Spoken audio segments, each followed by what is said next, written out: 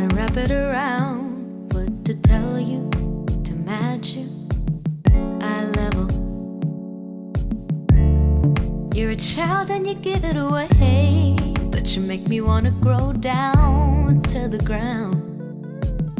Backpedal.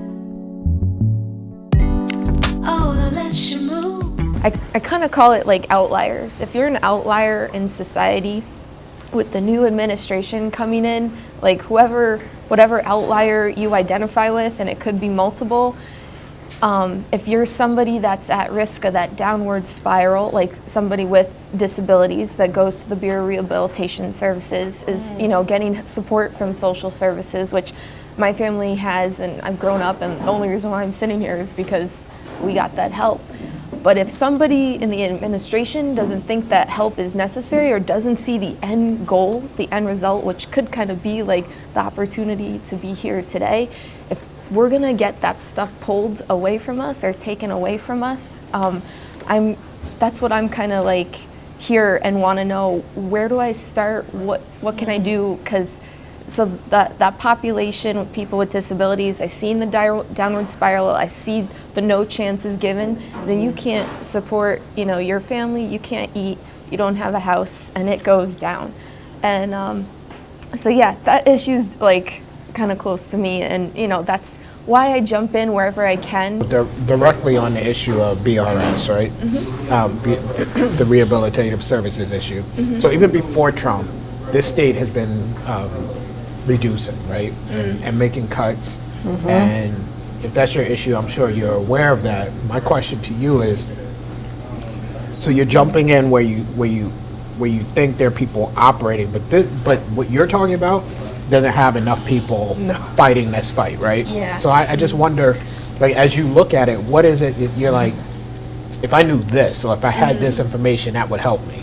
For me, I guess, one, it's got to feel like the confidence, and if I have more people around me that I know we all have the same vision, and maybe it's just trying to get in touch with them, and I don't know they exist or where they're at, but if I know who they are and that we all share the same vision, it's going to make me more likely to jump on board and team up and rearrange a whole, revamp the schedule to make time to like see if we can make something happen. I was able to find out that there's a public hearing on March 10th for the Office of Protection and Advocacy for Persons with Disabilities. This is an opportunity for us to go and say, hey, before you make this push, here's been, the way my life has been affected. More and more, the fear of seeing what's to come is that's the reason why this barrier is dropping. And this is like, all right, it's you feel like you have to do something now. Yeah. So I would say, in terms of how I would like to see our representatives, I would like to see them do something like this, not necessarily all the time dinners, although I think that's very valuable, because again, what you're doing is, one, you're showing that you're accessible, you're bringing people out to a local business to support that local business. You're doing it, right, like Ricky D's. Yes. Which the food is excellent. Thank you, Ricky D. You're doing it in their community where they're comfortable, so they don't have to travel far. They don't have to feel like I'm out of my element. I'm comfortable. I'm in my neighborhood. I'm in a place that I go all the time. I can eat. We could talk. And some food is a great, like, it just brings people out. It makes them feel comfortable, and especially if it's like food that they're really familiar with, like something like this, it just makes people feel very comfortable.